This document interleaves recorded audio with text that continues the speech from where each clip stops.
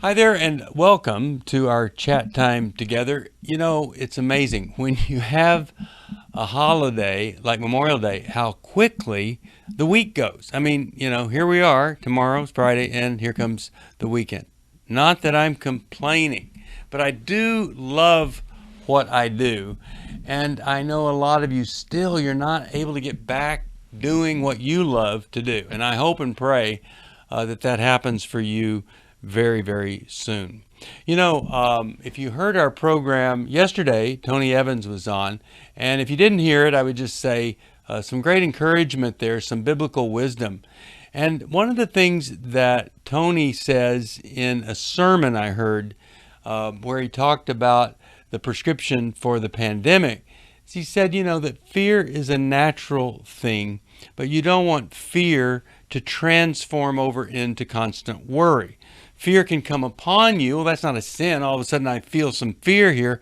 But if you continue to choose fear and choose to live in it, and then it becomes worry, then you don't have fear. Fear has you. I thought that was really good. He didn't say it that way on the program. But you don't want anything to have you. And, a great book for you to look at is Take Your Life Back, because you might need to take your life back from the virus. Maybe that's a great way to look at a strategy for going forward. So this is number 6 in our Lose It for Life series. Really excited to be doing this. And let's just talk a little bit about how this started. I was about 220 pounds heavy. I drank, I smoked, and I couldn't walk around the block without getting very, very winded.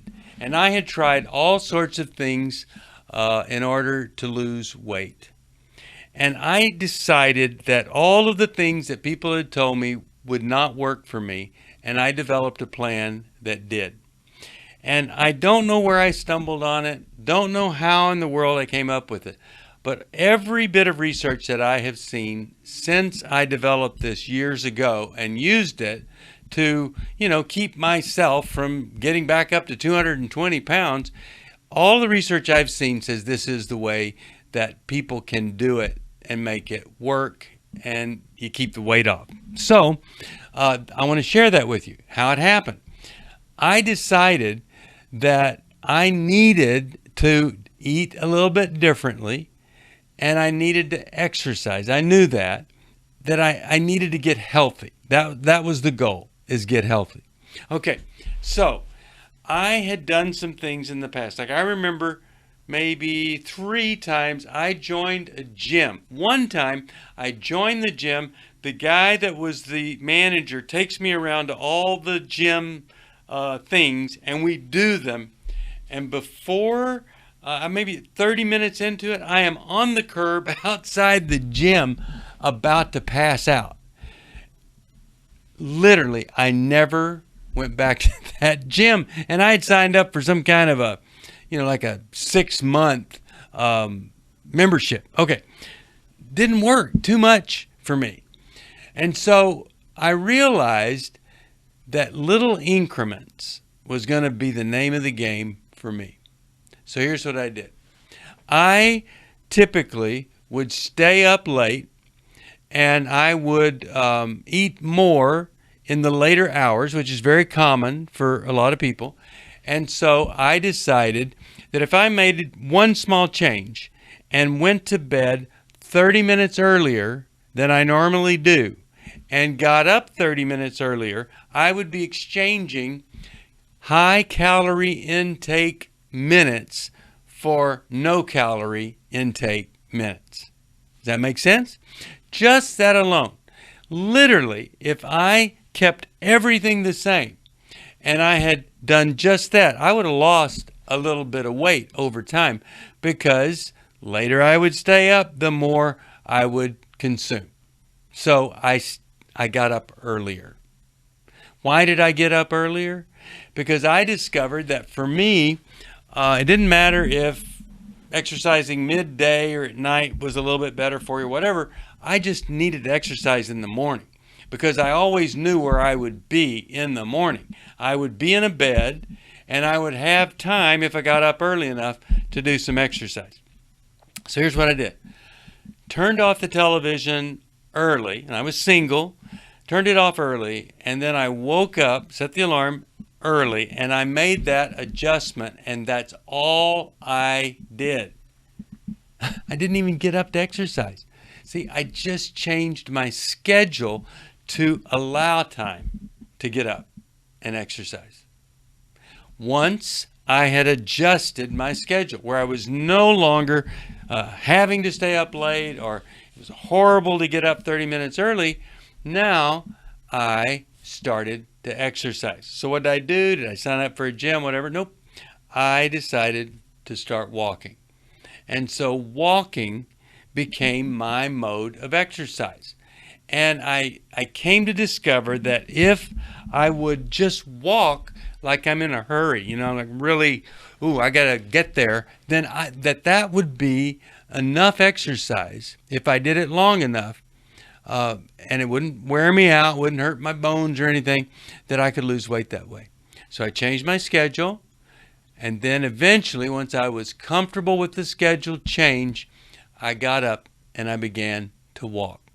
Now, eventually, I was able to go to bed an hour earlier, get up an hour earlier, and to the walking, I added a jog here or there, and then pretty soon I was jogging, and I literally, because I wanted to be able to jog, quit smoking, so now I could. Eventually, I would quit drinking. That was just worthless, meaningless calories. And so eventually, I ended up, when I was 40 years old, running a marathon. From literally not being able to walk around the block without being winded to running the Big Sur Marathon, which is this awesome marathon, about 20-degree grade most of the way with the wind coming at you, but just such a fantastic experience. And working out for it really added some discipline. But that was way on down the way. In the beginning, it was just a schedule change, and then the walking. That's what I started. I could do that for the rest of my life, and I still do it for the rest of my life. And then I started to look at, how could I eat in a different way? Well, I had been in the habit of let's go as long as we can possibly go without ever getting some food in there. And what I discovered was the longer I went, the lower down my metabolism went. And so my metabolism went very, very low. And then when I would eat, my metabolism was low. So, kind of like 100 calories would be like worth 110 calories because my metabolism was so low. Because I was waiting till 1 o'clock before I would eat a late lunch and get the whole ball rolling again. And then I would eat into the evening. And so I realized that I needed to eat a little bit of breakfast and for it to be protein. Mainly protein, not carbohydrates. And so I made that shift. If there was bread, it was going to be a bagel. It was high in protein. And usually it turned out to be a very consistent, high fiber, whole wheat piece of bread with peanut butter on it and non-fat milk. Became a kind of a routine. So I did change a little bit of my diet there. But I focused all of my diet on more protein, more complex carbohydrates, kind of like a Mediterranean diet, olive oil, olives, healthy things like that, and trying to get rid of anything that was white in flour, rice, sugar, things like that. And so I could still have some sweet stuff, but it needed to have fiber. An apple is sweet, but look at all the fiber that comes with it. That sustains the mood. And the more my mood was sustained with higher protein, higher complex carbohydrates, no sugar or very reduced amount of sugar, then I didn't have these cravings for food. And I also had more energy, and then I could start to do something that I did. I could go to a gym and gradually, gently start to do some weightlifting. So that's how all of this kind of fell in place. I knew that I had to have a program that changed my activity level, that I could never eat so little, that I could keep the weight off. But also I knew I wasn't going to just go jogging and then eat everything I wanted to. It had to be a combination. So I had to look at my consumption. And I knew that I had to address some of the emotional things that were there. And I literally had to tell myself that no piece of chocolate cake felt better than wearing pants that were loose. Two really great feelings, but one is better than the other. So I had to have some self-talk, and I had to have some support. I was in a group of 4 other guys, and I needed to work on the spiritual part of my life as well as the relational. And so I needed to be in community, and I needed to be working, and I needed to be accountable. All of that came together. And it was very much, like just making it up as I went along. But as I've shared this with other folks, they've done it also. They've kept the weight off, and it's proved to be very, very successful. All of it involves confession, opening up, common sense, but then also it involves being backed up by good research. Now, there's a group of people that have kept their weight off in excess of 10 pounds for a long time.